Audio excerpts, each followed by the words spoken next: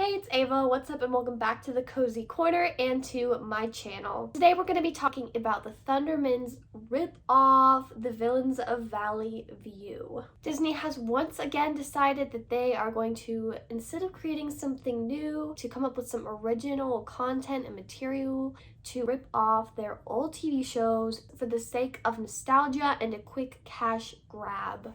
I'd love to say that I'm surprised that Disney's recycling their old material, but I just literally can't say that because we've seen it over and over and over again. This is not the first time and this is not going to be the last. So Thundermans is a half-decent show. Thundermans is a half-decent show about a family of superheroes that can't let anyone know that they're superheroes, so they're basically undercover in their town and nobody can find out their true identities.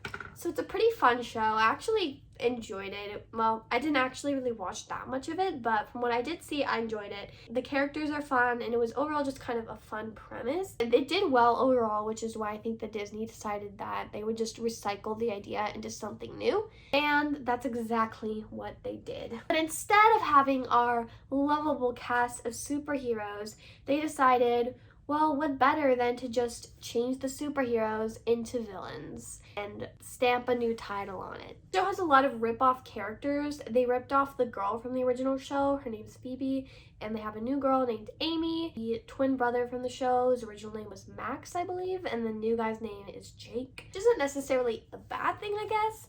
They just kind of swapped the personalities, so now Jake is more like Phoebe and Max is more like Amy. The show starts and 20 seconds in, there's already some silly antics going on. I found the remote! Someone is at the door, and gosh golly gee, I just hope they can keep their villain selves a secret.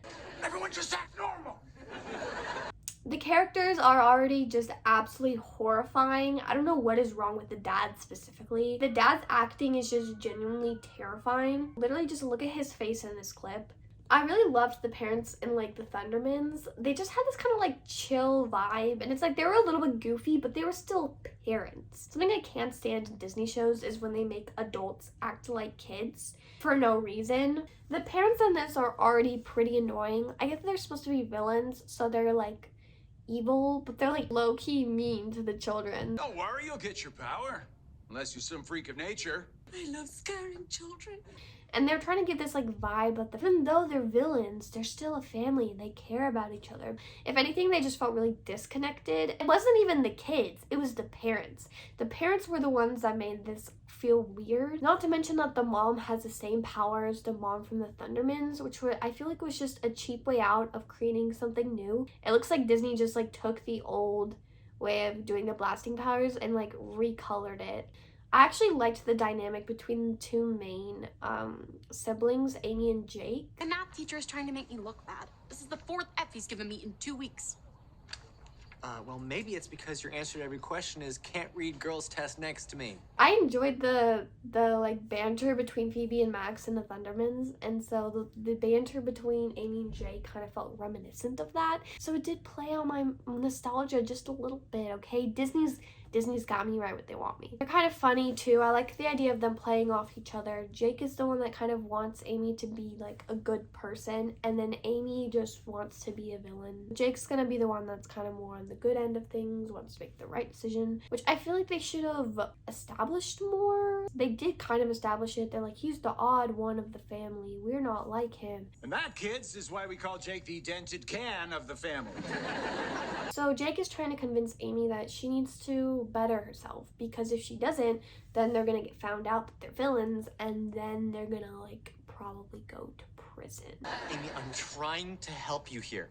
To become a better person, you have to step out of your comfort zone and do things you've never done. So while Amy and Jake are having their debacle, their third sibling, Colby, is getting his shape-shifting powers. I finally got my power! I'm a shapeshifter. Oh, I was more excited about the water cooler. Now keep in mind, the whole show is set up on the premise that if they reveal their powers to the public, they're gonna be in trouble, man.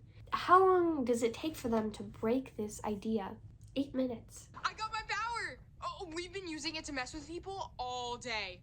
Oh, no, and if you see a news story about a bull driving a golf cart, that was me. Ha ha ha. Already breaking the main premise of the show, and there's no consequences for it. Amy's main antagonist in the show is the superhero Starling, which we haven't really seen anything of yet, but I'm assuming she's going to become a more established character later on. I don't want friends. I want to be back home living my old life and plotting revenge against everyone's favorite superhero, Starling. Still mad because she kicked your butt? She did not kick my butt. Getting the vibes that we're getting like an enemies to lovers.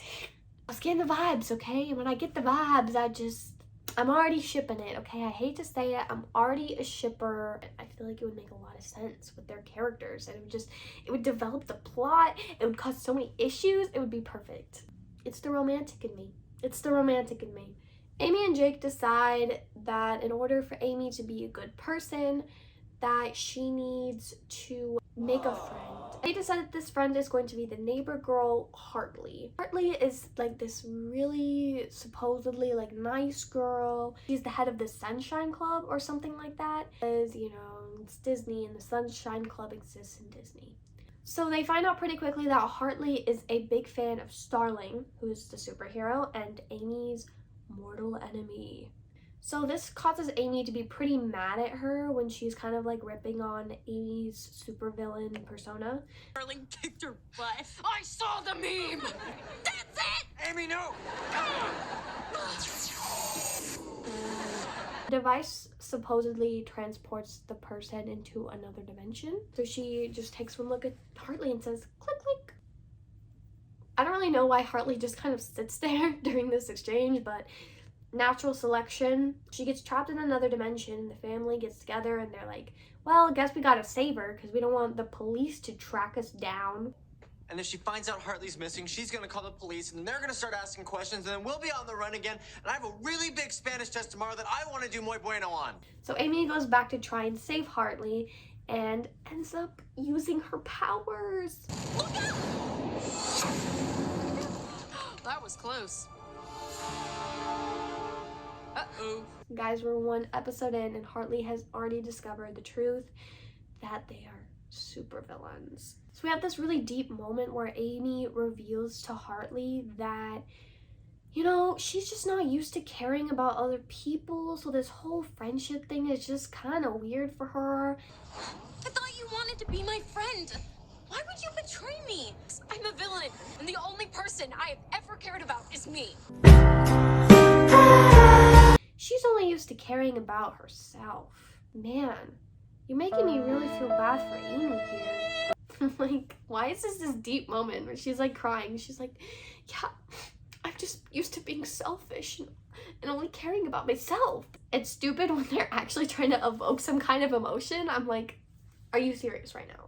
So Jake finally comes to save them and they return with Hartley. Now, everything that we know about Hartley's character is that she doesn't like supervillains. She likes the superheroes, and she found out that the supervillains have sent her into another dimension where she almost died and they barely brought her back so that they wouldn't get arrested. Also, she just met them. So what would be Hartley's course of action after she discovers this? Would it be A, to call the police? B, to tell her mom and run away as fast as she can screaming? Or C, to tell Amy that she's disappointed in Amy because she expected better from her friend? How could you not tell me you were a villain? 2 seconds later. Crazy to think that if we didn't go to another dimension, I might never know the truth. But now that I do, I guess we're officially friends. So don't worry, guys. The villains get to keep their secret for another day. So she would never reveal her secret, even though she's a supervillain and has committed crimes. Understand this part at all? She has just met them, and she's already willing to keep secrets for them, and after everything that they did to her. She's not even mad about being transported to another dimension where she almost died. She's only mad that Amy kept a secret from her when they've known each other for a day. Just because this is a kid's show doesn't mean that you get to just do whatever you want. You can just tell how invested I am already. Now you might be saying, Ava, why are you ripping on this show? It's for children. You are 18 years old. You need to get a life. Well, guess what? Just because something is made for kids doesn't mean that it needs to be bad. Obviously, you're gonna like dumb things down. Obviously, you're gonna make things more PG. But at the same time, that doesn't mean that you have to make little to no creative effort into the things that you're creating. For example, take the show Bluey. I keep saying Bluey on my TikTok page a lot. And why? Because people actually want to watch it that aren't kids. Well, why would that be? The reason that people love Bluey so much is that it's actually a show that people put heart and creativity and time and effort into. 3-year-olds can watch Bluey, and so can I. And I don't want to smash the TV into the ground while I'm watching it. It's hard to create a good show, but it's not hard to at least put some creative effort into it. You can tell when something is cookie cutter and Disney has just put their approval stamp on it to try and get a quick cash grab, and this is one of those shows. There's only like 1 episode, so maybe it will get better. And like, who am I to be like, this sucks? But like, you know, at the same time, I'm having a good time. Let's go. I'm just disappointed because Disney knows what they need to do. They know what boxes they need to check. They know how to pull on your nostalgia. Like, sure, kids will watch it, but I feel like the longevity of shows is always based on if it's good, and just Disney doesn't realize that. Every single show that's had like good longevity, like Phineas and Ferb, I can't think off the top of my head, but any like kid show that has had longevity not because it's a cookie cutter formula. It's had longevity because people actually like watching it. I could put on Phineas and Ferb right now and probably watch at least a few episodes and not get bored once because it's genuinely a good show. Remember when kids shows were actually decent? Yeah, me too. Have a nice day.